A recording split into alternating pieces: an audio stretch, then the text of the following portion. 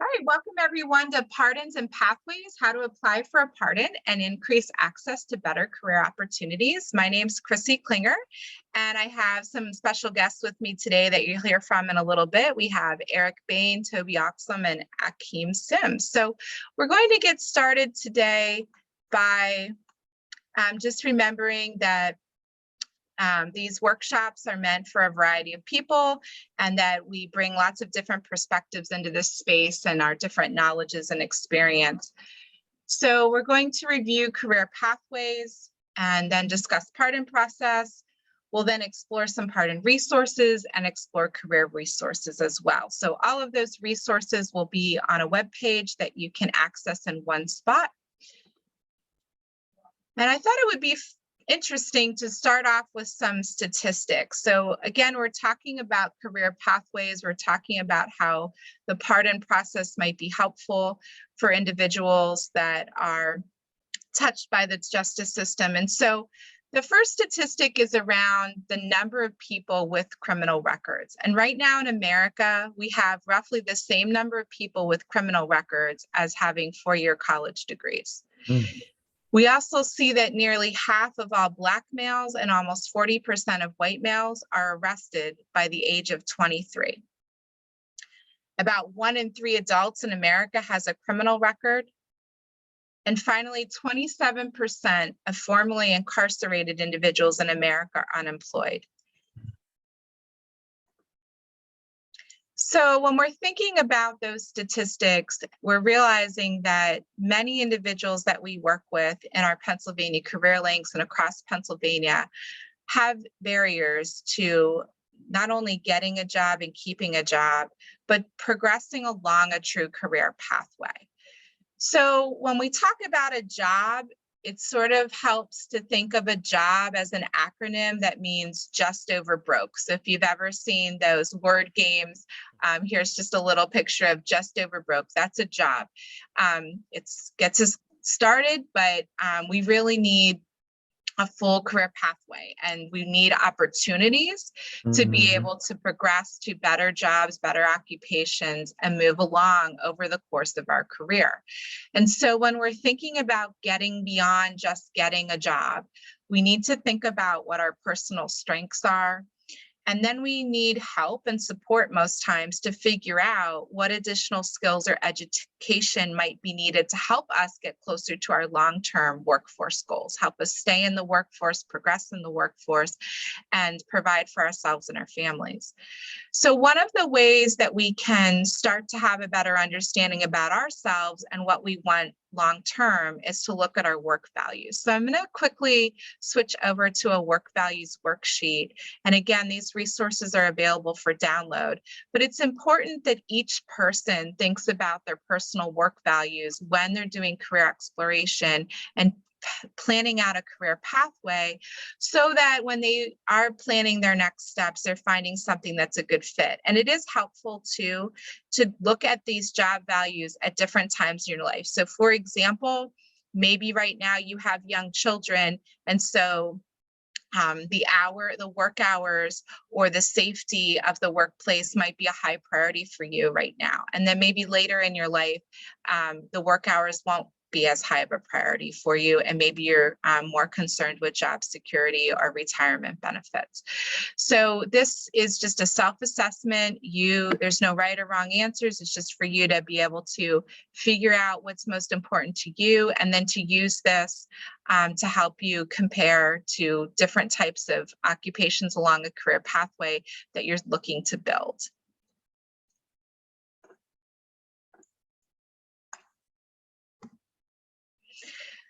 So when we're thinking about career pathways, it's important to understand that in today's work world, we as workers need to be used to change and risk. The average worker changes jobs an average of 12 times in his or her life. And it's not necessarily that they're totally changing their career. Sometimes it's just that they're adding those education and skills and moving along to a different employer that offers additional growth and potential. And then sometimes, it is staying in the same company, but we're seeing less and less of that people are staying in the same company for their entire work life. So how do we explore careers, put all of this together, and start to create a plan for ourselves? So one thing to look at is careeronestop.org. You can look at descriptions of occupations, um, starting wages, median wages, which are right down the middle. You can look at the highs and lows. You can look at that by across the United States as well as within Pennsylvania. And there's also videos, so you can get a little snapshot of what that job or occupation looks like day to day. It also will share the growth potential, so how many job openings there are a year. So the last thing you want to do is plan a career pathway and then find out there's barely any openings and there won't be a job for you after putting in that extra time for training and education. There's also a website through PA WorkStats that explores industry clusters directly in Delaware County.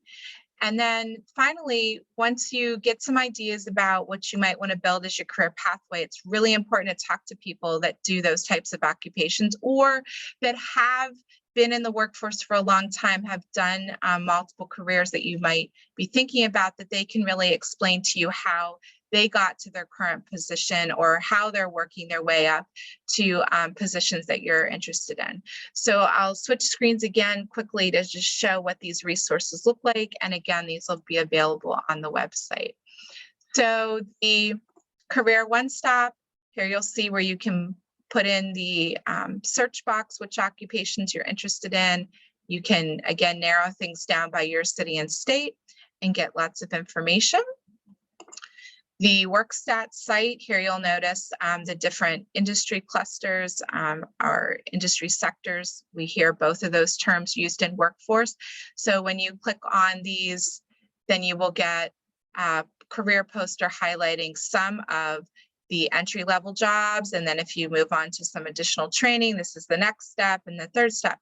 And this is where we're going to get into moving from our talk about career pathways to some of the barriers that we face.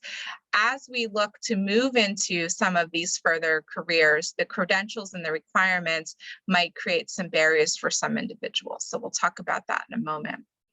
And then if you do connect with people to do informal interviews and get more information about pathways, here's some guided questions you can ask and fill out, and some tips on how you should dress and act when you do those informational interviews with people that are in the workforce, currently doing things you want to learn more about.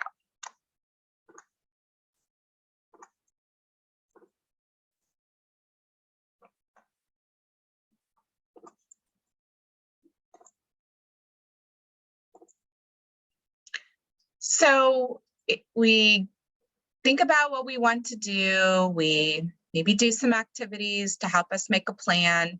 And then we realize that we may have some barriers. So internal barriers might be things like a fixed mindset. So we may realize that to move along a certain career pathway is going to require additional education. And a fixed mindset example might be something like, well, I've never been good at math. I can't do math. I can't go to college. Low self-efficacy might be that you don't see that you can actually be effective at something specific, or that you just do not see yourself as being capable of doing hard things or new things. And then externally, lack of skills in education can be a barrier. And fortunately, we have a lot of resources in Pennsylvania to help individuals improve their skills in education, as well as many financial aid resources to pay for that education, so that people don't have to go into large amounts of debt to be able to progress along a pathway. And then lack of resources. So again, we hope through this session that you'll see many of the resources that are available to you in your local area. Lack of support systems. So we have many great community organizations that can be support systems, but again, learning to build our own support systems and networks is important as well to reduce our barriers to success. And then finally, what we're going to focus on for the rest of our session today is our barriers when we're involved with the justice system. So if we have any arrest records, criminal records, time spent under supervision, how do we take what we want to do and this career pathway that we are hoping to be able to accomplish and overcome some of those items that might be on paper that are holding us back that other people are seeing. So I'm going to turn things over to Toby, who's going to talk about what a pardon is and the process and how this might be a solution to a barrier to progressing along the career pathway. Well, thank you, Chrissy. Thanks very much for having me today. And a question for you before I start. I've worked with career links all around the state, but I've never had to be with career links or go through it or be helped by them. Are these services that you were just talking about all free for people? Or are they free if you're up to a certain income level? Who can use your services? That's a great question, Toby. So all of our career links have many different partners, and all of the career links have what are called your WIOA core partners. So there's several different programs, and each of them have some different eligibility requirements. And then there's some career links that have additional partners that may have different eligibility requirements. So not all services are free and eligible to everyone. However, if someone has been involved with the justice system, they do fall under what's called priority of service category. So if they meet other eligibilities, so for example, some programs may require you to have a social security number. Some programs might require you to have registered with selective service when you were within that age. So if that's particular requirement of a program that someone's hoping to use within the career link, then they will, need to show proof of those things. But because they may have had justice system involvement, that puts them over priority of someone who has not. Veterans also had priority of service, as well as veteran family members, and those accessing services from our Health and Human Services or public assistance offices. Great. All right. Well, thank you very much. And just to let people know where I'm coming from, I work for an organization called Philadelphia Lawyers for Social Equity. It was founded around 2011, and all it does is help low-income people try to clean up their criminal records. I'm a lawyer from 1979. I don't have a criminal record. When I got arrested, I don't think I got charged. I got whipped by spanked heavily by my dad. But I didn't get a criminal record. So I really didn't know too much about criminal records until I got pretty old and retired out of my careers. And I had had at least 5 jobs before I retired. So my career was not straight. And what I've really learned about this is just how long the chains are from involvement in the criminal justice system. So we're going to be talking about pardons today, but the one thing I did want you to know is even though we started in Philadelphia, we have now been creating pardon projects all around the Commonwealth. So let me read you the list of where these are. I know we're talking Delaware County today, but we have them in Allegheny County, Beaver, Berks, Center, Erie, Lackawanna, Lancaster, Washington, and Wayne counties. We're forming them now in York, which should be up and running pretty soon, Somerset, Luzerne, Lebanon, Dauphin, maybe in Delaware. So we are really getting far along the line of getting these pardon projects out into communities. And these are neighbors helping neighbors, because as you'll hear, this pardon process is now so simple, you don't need lawyers for it. Okay, let me say that again. You can do this yourself, but we have lots of folks that are being trained in how to help you. All right, so before we begin, key terms, you got to know what we're talking about because these terms do matter. A criminal record. If ever you are arrested and charged with a crime, you have a criminal record permanently. It is always there unless it gets expunged, which is a fancy word for erased. And only a judge can erase it. You have to go to court, file an expungement petition. The judge then decides whether or not to erase it after a hearing with a DA. All right, but that's an expungement. You probably heard about clean slate. Clean slate does not clean slates. What it does is it puts a little barrier over top of it so you can't see it, or at least most people can't, but it's there and some people get to see it. And so what you got to worry about is who gets to see it and when, because there are a lot of jobs where they're going to look at your full conviction record and arrest record before deciding whether or not you can get an employment. Now, what Clean Slate did do is it took your public criminal record, all of your arrests and all of your convictions, and put some of it behind this screen, sealed it. It's called sealing. So arrests that did not end in conviction, misdemeanors, 2nd and 3rd level misdemeanors, if they're at least 10 years old or older, they can be clean slated or sealed. So people shouldn't ordinarily see them. But if you're working in really hundreds of different jobs and careers, especially like working with children or elderly or on jobs involving federal contracts, they use an FBI background check. The FBI sees all this stuff. So the idea we're talking about is erasing it, not just covering it over and sealing it. A commutation is a kind of clemency. A commutation means commuting or shortening a sentence, getting somebody out of prison, taking them off probation or parole. But it still keeps the criminal record. A pardon is an actual forgiveness of the crime. And when you get a governor's pardon, it is as if the arrest never happened. It blots it out. So commutations and pardons are called clemency. Exoneration is something very different too. That means you were never guilty in the first place, right? You were innocent, and so you've been exonerated. We're talking about here pardons, which means you have been convicted, you have served your sentence, you have completed your sentence, and you've been out 5, 10, 15 years, and you still can't get an even break, which is why we need to get you a pardon. All right, next slide. You need to know what the process is, all right?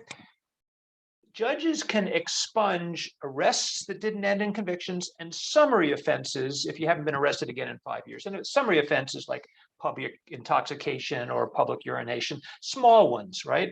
But anything that's a misdemeanor or a felony, a judge cannot expunge or erase without going to the governor. And you can't get to the governor unless you go through this thing called the Pennsylvania Board of Pardons, which is created by the Pennsylvania Constitution. So you have to go through them. And the Board of Pardons is 5 people, 2 elected officials and 3 appointed people. It's the lieutenant governor who chairs it and the attorney general, whoever those guys are. So right now we have John Fetterman. Next year he's not going to be there because he's running for a different office. So we'll have a new lieutenant governor. So that becomes the chair, the attorney general. Then 3 people who are appointed by the governor with the consent of the Senate. Somebody who has been a victim of a crime and represents victims, a doctor, whether it's a medical doctor, a psychiatrist, psychologist, and a corrections expert. So there are 5 people on this Board of Pardons, and they meet and they are deciding who gets to the governor. All right, next slide so you can find out what the process is. Okay, here it is, the application. It is online. You can download it in our pardon projects, which are also available through our friends in Delaware County. It's a fillable PDF. It's only 4 pages long. It's written pretty much in simple English. The instructions are so much easier to follow. 4 pages. You have to fill it out. You have to get some court records, staple it, and mail it in. Honestly, you can't do it online yet. They've announced they're going to have an online system by this time next year. Maybe so. But in the meantime, you can get the form, write it out by hand, whatever, use a word processor or whatever, and you mail it in. After it gets received and reviewed by the staff there, which is taking a long time, we can talk about that, but it takes a while, they file it. And once they file it, they then send it to the Department of Corrections to do the investigation, probation or parole officer. And this is the government. They ask whoever they want. They will certainly ask the applicant. They'll ask the victim. They'll go to the applicant's employer, landlord, banks, former spouses, current spouses. That's the government, whoever they want to talk to. And then this parole agent will put together a report, a summary, send that into the Board of Pardons. The secretary of the Board of Pardons gets it, sends it out to the 5 members. They look at it, and then they get together in a public meeting, which you can now listen to because all these meetings are public, and they call the list of names, and they vote about who deserves, who merits a public hearing. And that occurs 3 times a year. They call the list, and they are doing hundreds of people every time there's a merit review. You only need 2 votes to get to a hearing. 2 out of 5. Okay, so let's assume you get the 2 votes, you're going to a public hearing. They usually occur 60 days later. Again, 3 of them 3 times a year. They just held a set. They'll have another set in August, and they'll have another set in December. Again, hundreds of people come up. Some people get excused because they're such good candidates. Others are there for a hearing. They answer questions. Questions go as long as the board is interested, and then they vote. And they vote on the record, and you can watch these. These are all Zooms. You don't have to go to Harrisburg anymore. You can just turn on. It's the best TV, daytime TV there is. It is reality TV. And if you watch, you can see exactly the kinds of questions that these board members are interested in. And how many votes does it take to get to the governor? 3. Just 3 out of 5. You're trying to persuade 3 people that you've turned your life around and deserve a second chance to get a pardon. And if you get 3 votes out of the board, you go to the governor, and then it's just one more guy answering, asking, what's this about, and deciding. Okay. Now, Turn, what's the good news? I want to show you some good news. The next All slide. right, Toby, before you share the Oh, yeah. good news, Okay. can you just emphasize on number 1, how important it is to have a complete application and not to leave anything empty? Okay. When you see the form, you'll see there are lots of blanks.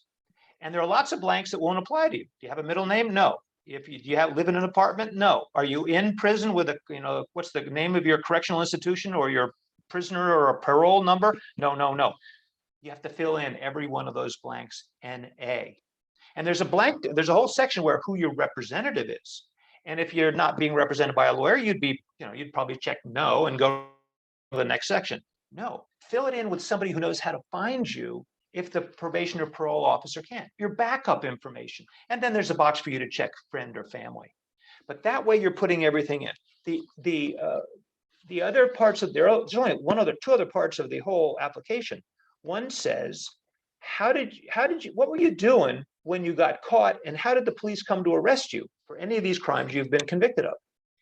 And the trick here is that you got to fess up what you did. There's no risk. Time has passed. They can't come after you again. They're looking to see if you're being open and honest and owning what you did. Because, like in religion, the only way to get pardoned is to first confess your sins. So if you didn't do it, what do you say? I didn't do it. Well, okay, forgive me, Father, because I didn't do it. Isn't going to get you forgiveness. So explain what you were doing and why did the cops think you were involved, and own up for what you did, right? And then, if you were on drugs or alcohol at the time, write it down. I was on drugs or alcohol. I don't remember exactly, but put down what you remember. And remember, you're attaching from the court the underlying records of the arrest warrant and the affidavit from the police officer.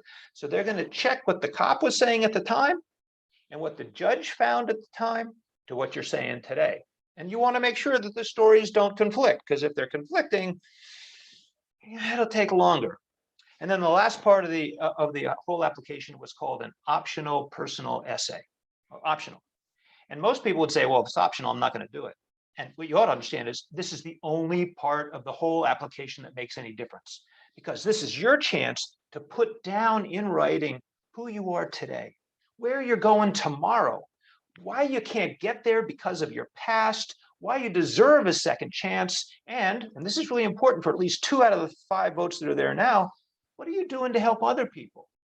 You see, the board is looking to make sure that you've not just turned the corner and you won't go back to committing another crime, but you're really participating in society the way good people do. And if you haven't had a chance to volunteer yet, lots of folks can't because they're running 2 or 3 jobs just to put food on the table and pay the rent.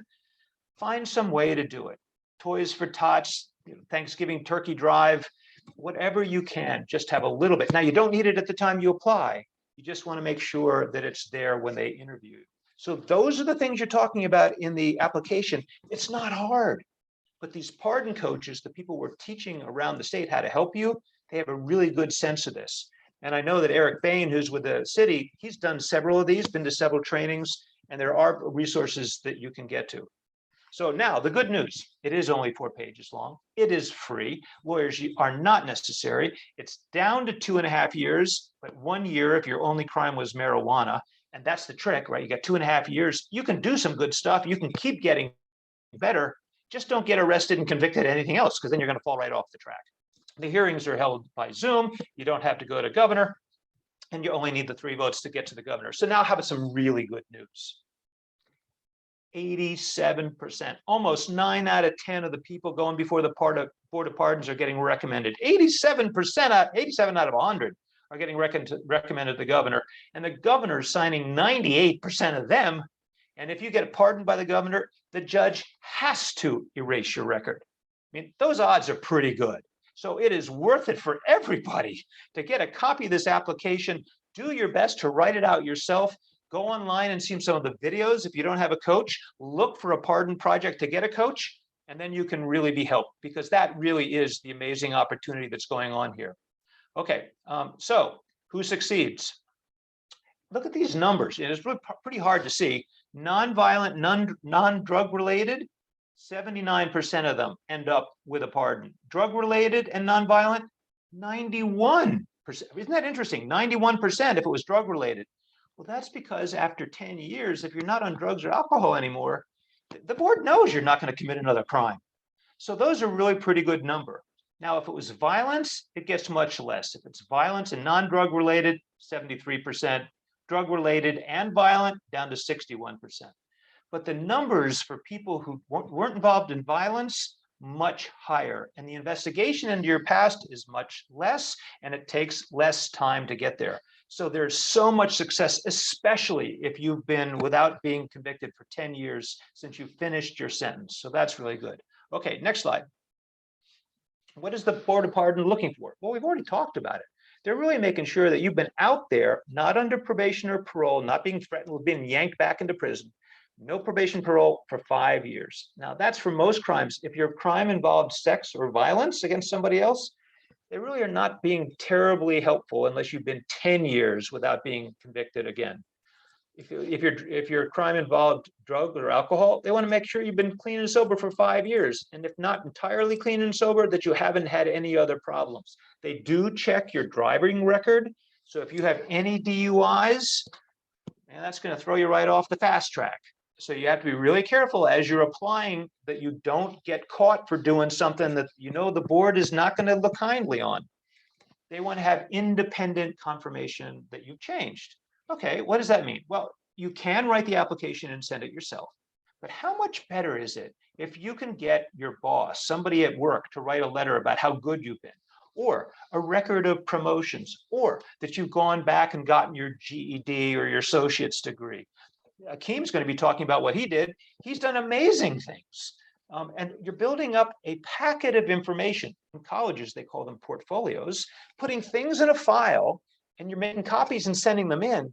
But you know what? You can use that same file when you're applying for a new job, because you're getting all these letters from people saying, yeah, this is a really great guy. Give him the second chance. He's earned it. And if you're doing volunteer service, maybe you get a certificate, a thank you letter, a letter from your priest, imam, or rabbi. There are different ways you can fill up that packet. And every time something happens good, put it in there.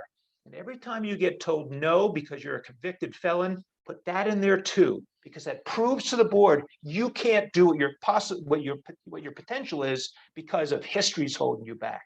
And this whole thing is designed to make sure people get beyond that. So this is what's happening now. You get to redefine who you are. You're not just checking the box because you are a felon or got convicted of this, that, and the other. You know, that's what you're trying to get beyond. You are saying, this is who I am right now. You're reclaiming your self-definition. You're focused on the future and the opportunity. You're creating this portfolio of all the different things that are going right in your life and how people are thanking you and applauding you for what you've done. It keeps you doing the right stuff, because you don't want to apply and then get arrested and convicted, because that'll make you start over again. And with 87% of the people getting a pardon, you've got real hope. So that's what's really important for you to realize, that this is time limited. And there is some more good news too. Next slide. The government is realizing that this really isn't about whether or not people have seen God and will never sin again. That used to be the way pardons were all around the country. Pennsylvania is now different. They're looking at workforce demands. We had the head of the Department of Labor and Industry say, we have to get people beyond their criminal records because we can't be competitive on the global market if we don't hire everybody and use them at their highest and best value. And this past November, the Workforce Development Board came out and said, you know, look, if these people have finished their crimes, finished their sentences, get them back to work. So you've now got the government pushing on the Board of Pardons to speed this process up, to make sure that you're going to have the chance that you deserve to use the benefit, the experience, the talents that you have to your best advantage, to the best advantage of your family and your community. We're all in this. I benefit by having you work best because I don't have to worry about you as a taxpayer. Great. Get back to work, do the best you can, right on, which is why we're helping people and being pardon coaches. And the next person who's going to speak is somebody who's actually on my board, Akeem Sims. And, he's gone through this process from beginning to end. Any more questions before I turn it over to Akeem? You guys good? I don't think so. We're ready to hear from Akeem. So thank you, Akeem, for joining us and telling us your story of success. So we'll turn it over to you. Yes, thank you for the invite. I'm pleased to share my experience as someone with lived experience of needing a pardon, but then now as a pardon recipient. So I want to first share that it is possible. I know when I began my journey, I didn't know of anyone who had received a pardon. Expungements was a buzzword, but I knew that that wouldn't support me and what I needed. My journey began after having been denied employment with Walmart. I had applied for a position there in the warehouse. They made me a conditional offer, but in that they were allowed to, with leveraging the law, they were allowed to do the criminal background check.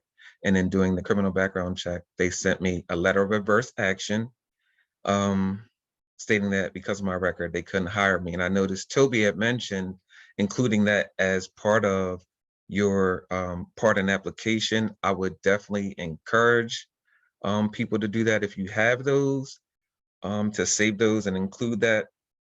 I feel like it was definitely compelling in regards to me obtaining my pardon, having those letters of adverse action, which expressed the urgency and the need for me to be granted a pardon.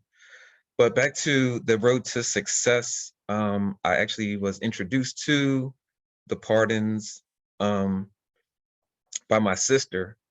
She informed me a wiki. She sent me a wiki link for pardons. I think it was after she, seen my frustration with being denied repeat opportunities, but the most recent was the Walmart position. From there, I was in Montgomery County. I visited the Southeastern. What year was this, Akeem? Yeah, what year were you talking now? Oh, the great question, Toby. I began the process in 2015. Began the process in 2015 and was supported by legal aid in Montgomery County. I didn't know, again, some of the legal jargon at that time within the application. So for people who may feel like there's that barrier, there are supports in place in regards to pardon projects, or even on the Pulse website to get guidance or insight around navigating the application. But I went to Legal Aid of Southern Pennsylvania, Montgomery County, got some assistance there, but early on found out that it was a very litigious and lengthy process, and wasn't certain that it was something I was invested in. But the representative, Erica Bryant from Legal Aid, encouraged me, and I got support from family. In 2017, while in the process, tragedy, I lost my grandmother, who was my lifeline, and it took a lot out of me. It derailed me in the pardon process. Again, feeling like, I don't want to do it. What benefit will it do for me? But again, family and community supports encouraged me and got me through. The application itself for me was challenging. In particular, they asked for you to write essays, and I'm not thrown back by the fact of writing an essay, but it was how they wanted you to frame it, and I wasn't certain of how I wanted to go about changing the narrative in regards to what people thought in reading my pardon application. So I actually went to legal aid in Philadelphia because I had moved from Norristown to Philadelphia.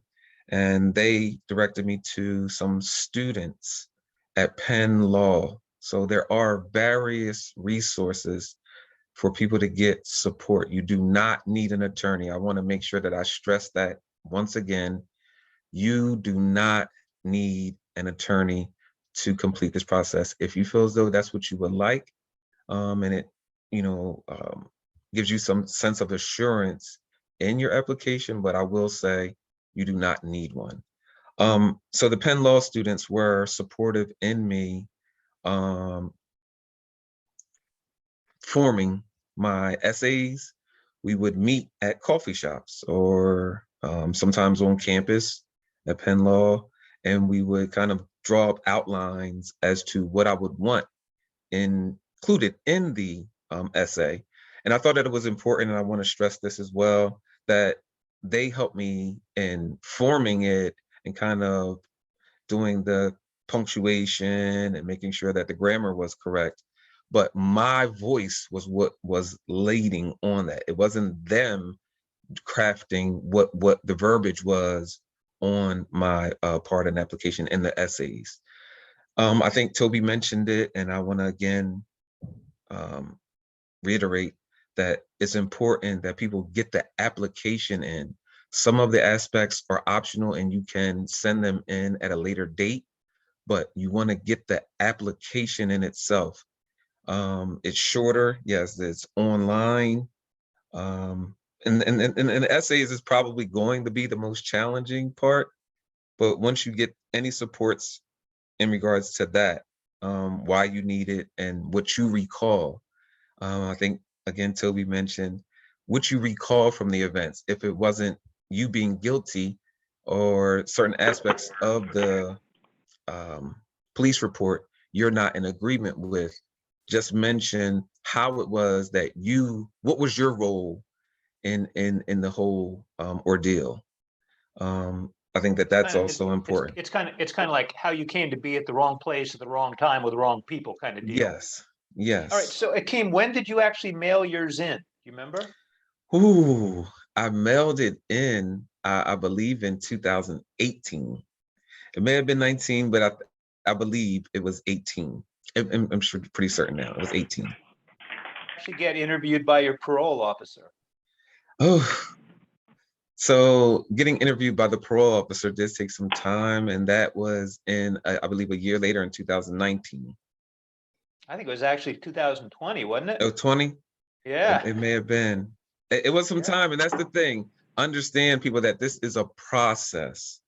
It is a journey, and I think I want to definitely encourage people that it's a evolving thing. You turn into or become someone different in the process through the volunteering, through multiple, going to education, potentially even your faith. For me, I'm a practicing Muslim, and so that was something stronghold for me in regards to grace and mercy and asking for forgiveness. So I think that that's important as well. If in fact you are heavily involved in your faith community, to have people from that faith community represent and speak on your behalf.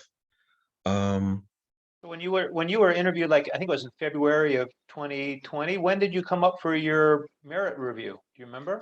The merit review, that was in 2021. 2021, which was when shortly thereafter, I was granted a pardon, and received my official stamped seal letter from the governor, which was totally gratifying. But and it was more so the relationships, the different events, advocacy points that I was able to engage in. Do you remember how many votes you got at merit review? How many votes I got? I had received 5 out of 5 votes. At merit review. At the merit review. And so that's a great question, Toby, which I think leads to having a good application. Chrissy asked about it, a completed application. They do turn people away for not having a full application, but if you have a real compelling application completed, as Toby showed with the statistics and the good news, that getting the application in is probably the harder part. Once you get the application in, it's just a process. And if you can, be patient and diligent in that process, you will obtain a pardon. So I think it's from the time you mailed it in to your interview with the parole officer, did the Board of Pardon contact you? Did anything happen? Did you have to do anything? Wait for the interview? Great question, Toby. No, so yes, they did send a letter. They did send a letter stating that the parole agent will be in contact with me, but I'm on edge, waiting to determine when I'm actually going to have the interview and further come closer to actually obtaining a pardon. You got your letter saying you're getting the interview. You get the interview. Yes. Does anything happen between the interview and merit review? Anything?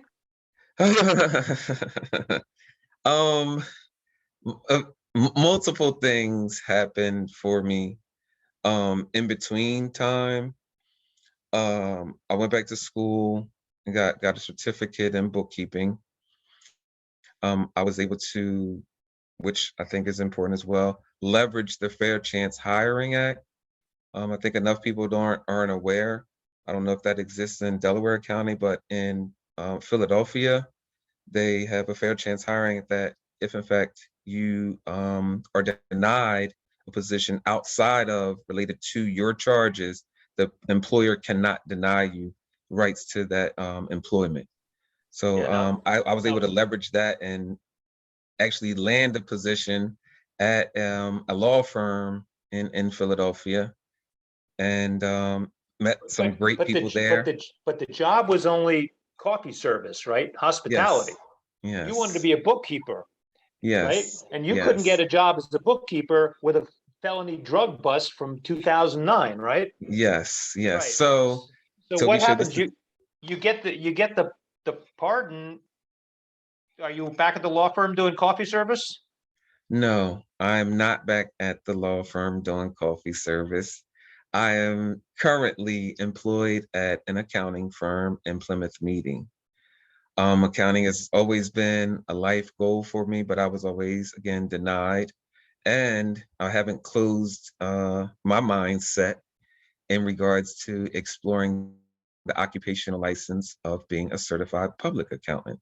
But with that, you can't have a felony conviction. Sure with ethics and trust, there's some issues with that, but I wanted to make sure that I lended my voice to this platform in regards to careers, not just a job, just over broke.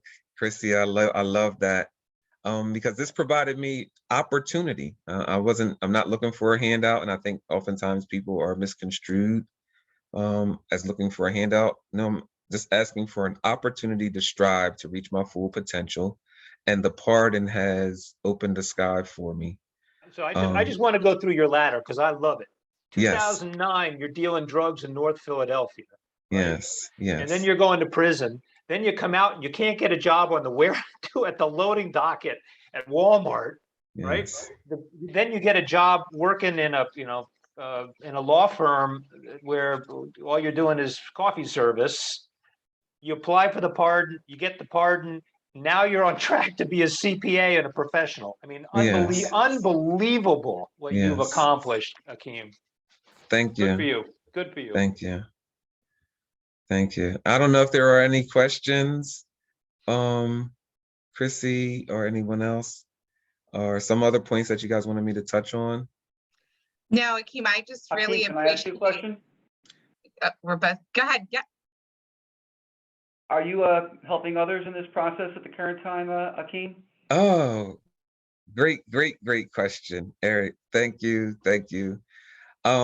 Yes, that's a part of my whole purpose now, is advocating for others who are seeking pardons. But in response to your question, I'm not a pardon coach. I do sit on both the board of PULSE, the Philadelphia Lawyers for Social Equity, but I'm also a part of the Pardon Project Steering Committee, where that's a group of either recent pardon recipients or pardon applicants. And we're leading in regards to advocating for policy change, and pardon awareness and reform. You So shortchange yourself, right? How many times have you trained lawyers and law firms how to do pardon coaching? More than a dozen. More than a dozen, right? How many times have you been called on to do things like this, telling your story? And weren't you just asked by Lieutenant Governor Fetterman to be out in Harrisburg to be part of his official press conference? yes, yes. So again, I've had multiple opportunities to advocate and present, and I'm grateful for them all, Eric. And I do think that it goes to, making people more aware of pardons, increasing the confidence that it is possible, that it is attainable, and then actually getting people to apply and then support people. So I think, yes, for the sake of reciprocity, I've now been granted a pardon, but my fulfillment is in seeing other people, go through the process, hearing some of their challenges and helping them navigate that. One of the things that I think your question was leading up to, as soon as anyone has filled out an application form, you are one of the experts in the state, in the country. And as doing that, you can become a pardon coach, and then you put that in your application as, yes, I've been explaining second chances, I've been helping people apply. That's part of your volunteer service. So just by learning how to do it and doing it right, you not only keep learning about it and learning more stuff, but you're helping other people, and that actually helps your application for a pardon. Keep up the good work. Thanks for sharing. Thank you. Thank you. Akeem, I just wanted to give you a moment just to mention, your pardon got granted. You did talk about how you had the new opportunity, but maybe you could just speak a little bit to how you did have to go back and make sure your local record was expunged and that everything was clear. Yes, yes. I don't think that that's expressed enough. So thank you, Chrissy. The pardon isn't the end all. It's great when you do, again, receive that. Like I said, to have that full circle, complete the process, actually receive it in the mail, is great. But yes, you do have to go back to the local jurisdictions. There may be multiple if you do have multiple, convictions or arrests, which was my case. I had Montgomery County and Philadelphia.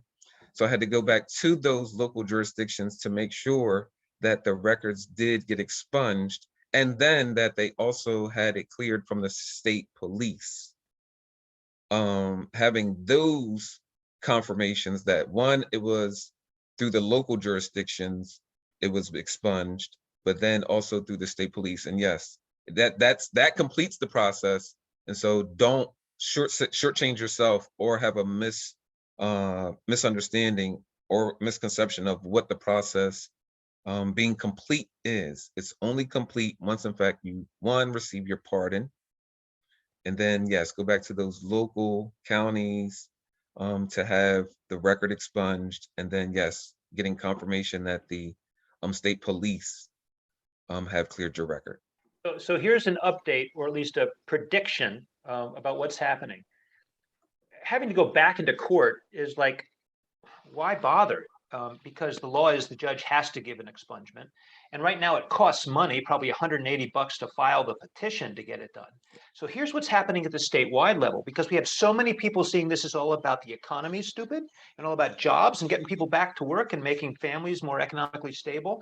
They're working on new legislation that would waive the cost, erase the cost if you're low income for filing the expungement petition. And that probably is going to happen later this year. But the better news is they're working towards automatic expungement. So if the governor has given a pardon, it would go right to the courts and get expunged. So if you're applying for a pardon now, my bet is when it comes time for you to actually get it expunged, it'll be automatic.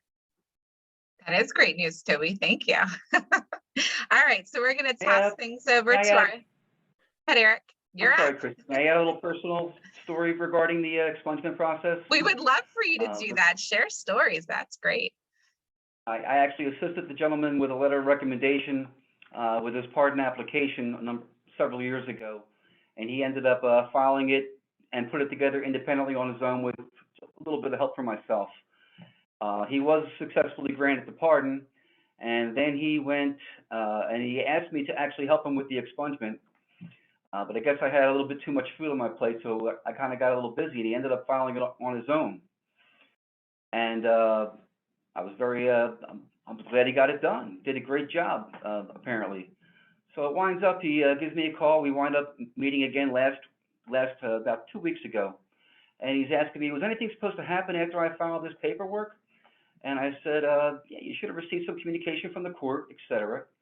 And it ends up, he was granted a pardon back in October of last year. He submitted his expungement petition back in November. All right, he still hadn't heard anything from the courthouse. So I actually made a courtesy call to the courthouse and tried to follow up with regards to what happened to his petition. And actually, it's been sitting on a judge's desk since November and was never actually filed, and his order was never granted. And we wound up getting that back on track after several phone calls. And thankfully, we got the order was granted last Thursday, as a matter of fact, and he's very happy. But, thankfully, we had a chance to run into one another. But if he didn't know any better, and he would have assumed the process was finished and everything was red, white, and blue. So it's nice to have that team of professionals with you who can make sure that we actually get things done and we do things correctly from the beginning of it, making sure the application is red, white, and blue, and making sure that everything, we go through all the steps accordingly. Yep, and I do want to say that Delaware County has a very supportive President Judge, very supportive clerk who's really helpful in all this, a very supportive district attorney. So there are not people lining up against you, they are lining up to help. So Delaware County is a good place to be in. A lot of counties aren't quite that way, but most of them are now turning because they're seeing the advantages for the local economy and the communities to have people getting the higher paying jobs, bringing more money back, supporting the local business and bodegas in their neighborhoods, and providing better for themselves and their families. It's a win-win-win for everybody, and that's where our state is headed. Not other states, they're still back in the Stone Age, but our state is moving ahead really fast.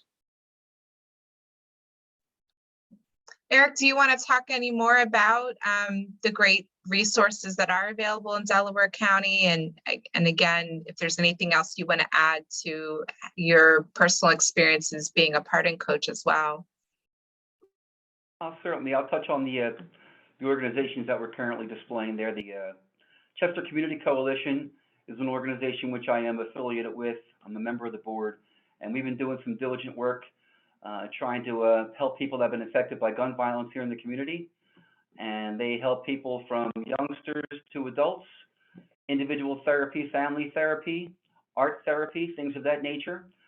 So if you check out their coalition, if you check out their website, you'll see the programming that's available. And if you need assistance like that, I would certainly encourage you to reach out to the director, Alexia Clark, and she'll be happy to try to help you with that. Over there at Legal Aid of Southeastern Pennsylvania, as Akeem mentioned earlier, Erica Bryant's a fine professional.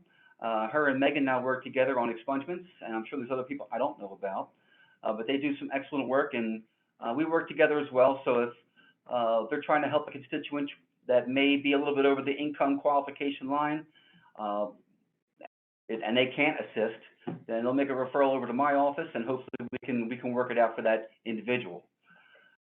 And the Delaware County Resources link, if you check that out, that's an all-extensive glossary of all kinds of information from housing, medical information, benefits. Check that out. If you can't, and you should be able to find something that you're looking for. And concerning business interface, they are located here right across from Chester City Hall, and I primarily work with them in terms of the reentry program which they offer. So if you've been touched by the criminal justice system, they're in a situation to help you get your toolkit together and also try to help you find employment and follow up with you to make sure you have long-term success. Thank you, Eric. And if you want to turn to the next slide, there's also another organization I'll share with you, and that's Educational Data Resources Incorporated, EDSI. And they also help people who have been touched by the criminal system and help them with career placement opportunities as well as similar to business interface. So both of them work hand in hand, trying to help out the constituents who need that kind of assistance here in the city of Chester, as well as Delaware County.